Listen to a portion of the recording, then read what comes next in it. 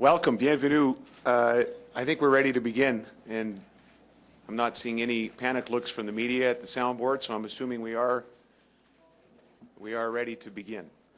Welcome to the wrap-up press conference of the 2009 Council of the Federation meeting here in Regina. A bit of housekeeping. Jack Keir, the Minister of Energy, is filled in admirably for the Premier of New Brunswick, Sean Graham, who had to attend a very, very important function, and you know that Kathy Dunderdale has also been working hard on behalf of Newfoundland. She's the Deputy Premier of Newfoundland and Labrador. I think one thing that we all know in this room, whether we're on this side of the table or on that side of the room, is that Canadians expect us as premiers of provinces and territories to be able to work together, to find consensus on big important issues that can affect their daily lives, that affect the life of the economy of this country and the life of communities in Canada.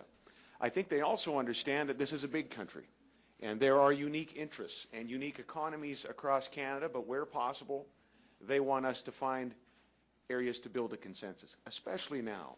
Especially now as there are significant economic challenges still, though there are hopeful signs for the not-too-distant future of the economy, but especially at a time such as this when we have an opportunity to fix some current issues and an opportunity to build for the future and take advantage of opportunities for decades to come. I think they want us to work together, and we've been working very hard to do that. I want to provide a bit of a summary of today's work. Some of it actually happened late yesterday, and we put out a communique earlier with respect to innovation, with the green economy and a skilled workforce. I'll touch on that very briefly, and then I'll move on to the work of today, which focus on trade. For some of you that were here this morning, you will know that I indicated in my own frame of the last 2 days was this, that yesterday we were talking about issues important right now to the Canadian economy and to the health of Canadians in the case of H1N1. And today we were casting our vision towards the future as best we could, thinking about economic opportunities down the road, with the possible exception of one current trade issue, the Buy American situation in the U.S., and more on that in a moment. So very quickly, a summary of some of the pieces around innovation.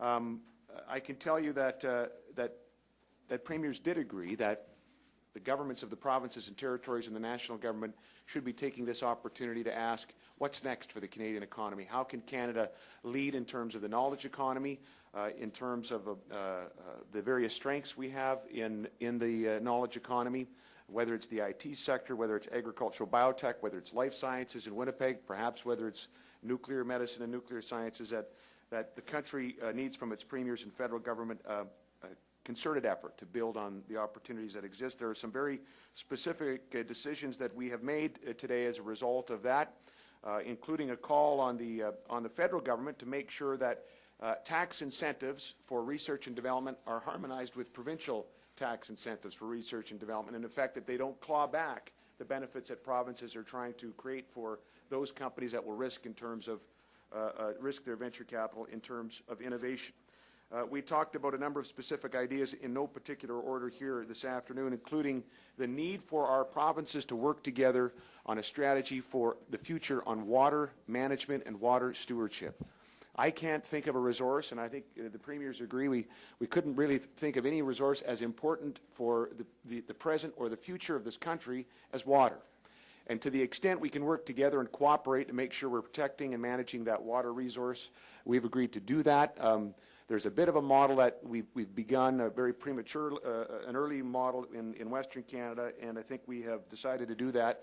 It's interesting, I think there'll be a federal announcement with respect to wastewater strategies even today, and obviously it's on the mind of the national government as well. Specifically on water, we also said maybe it's time for Canadians to be able to know which water appliances are efficient, which water appliances promote conservation, and so we've called on the federal government to ensure that there's efficiency labeling, much as there is with Enerstar appliances with respect to electrical appliances in the country. All the premiers agree that there is a role for the governments, all of us, provincial and federal, to ensure we have a digital infrastructure in this country that will help us build that new economy, that there is connectivity in Canada, that there is bandwidth ability in Canada as well. and also that we would remove unnecessary barriers to foreign capital and research, as well as trade development and investment. Today, we were dealing with trade issues, as you know. And I think there's something very significant here today, building on the success of the labor mobility agreement reached by the, worked on by premiers for a lot longer than I have been as a part of this Council of the Federation, but really concluding in Quebec City yesterday with some resolve and decisions on labor mobility. I can report to all of you that every province has signed off on that labor mobility agreement as a part of the agreement on internal trade. Number one. Number two, a dispute resolution mechanism has been agreed to. A chapter on dispute resolution has been agreed to and will receive final approval by all of the provinces as well. There are some specific decisions that premiers made about what's next, because we want to keep, as Premier Charest said earlier today, we want to keep this moving, the issue of reducing internal barriers to trade and to prosperity. And so what's next for the Council of the Federation is to develop a person-to-government dispute resolution mechanism, which will be part of the agreement on internal trade.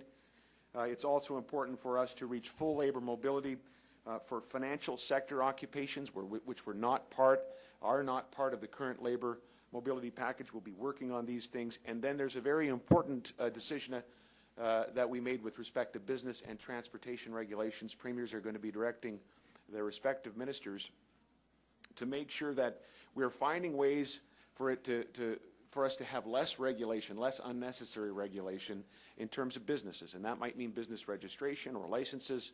The same would be true in the area of transportation.